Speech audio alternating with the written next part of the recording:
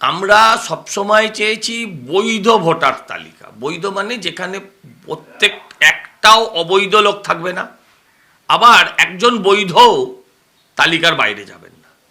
ত্রুটি থাকলে ত্রুটি সংশোধনের জায়গা আছে, কিন্তু বাকিটা হচ্ছে সমস্তটা রাজনীতি।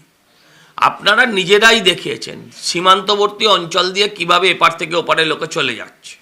আপনারা দেখিয়েছেন গ্রামের পর গ্রাম, কলোনির পর কলোনি জনশূন্য হয়ে গিয়েছে। তারপরেও তৃণমূল যদি এই কথাগুলো বলে তাহলে সেটা অত্যন্ত দুর্ভাগ্যজনক। তাদের একটাই কাজ, সেটা হচ্ছে রাজনীতি করা। মতুয়া ভাইদের উদ্দেশ্যে বলবো, আপনি নিশ্চিন্তে থাকুন, আপনাদের একজনেরও কারোর বৈধ ভোটারের নাম বাদ যাবে না। আর তৃণমূলের যে কান্নাটা সেটা কুমিরের কান্না। তৃণমূলের মতুয়াদের উদ্দেশ্যে যেটা কান্না সেটা কুমিরের কান্না। হ্যাঁ, সিএর মাধ্যমে মতুয়ারা ভোটাধিকার পাবে, মানে নাগরিকত্ব পাবেন, ভোটাধিকারও পাবেন, এই নির্বাচনেই ভোট দেবেন, কোনো অসুবিধা নেই। এক শ্রেণীর হিন্দি স্পিকিং ভোট যারা হিন্দু, তা সেটাও আমাদের চলে গেছে। সেটা আমাদের ছিল, সেটা আমরা পাইনি, কেটে গেছে। দেখুন, আমরা চাইছি free and fair. Free and fair হতে গেলে আর আপনার হতে গেলে দুটোর মধ্যে তফাৎ আছে। আমরা তার মধ্যে থেকে ফ্রি অ্যান্ড ফেয়ারটাকে চয়েস করেছি।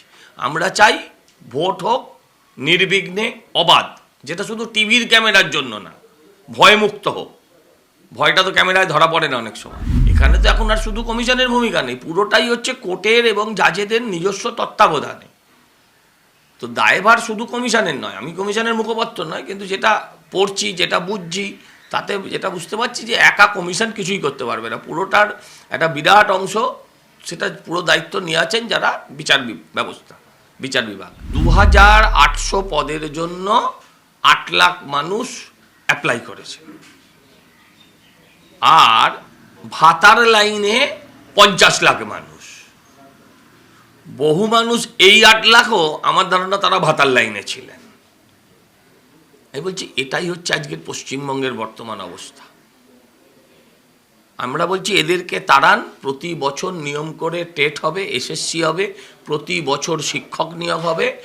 হ্যাঁ, এই যে নিয়োগের নামে যে চাকরি বিক্রি, এটাও বন্ধ হবে। যারা ন্যায্য, যারা যোগ্য, যাদের পাওয়ার অধিকার আছে, শুধু তারাই পাবে।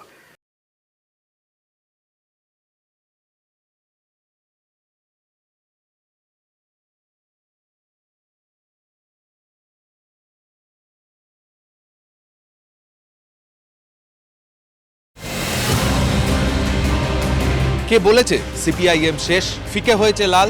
আমি প্রদীপ্ত দেব বামেদের সব খবর। টিভি 9 বাংলা, না দেখলেই নয়।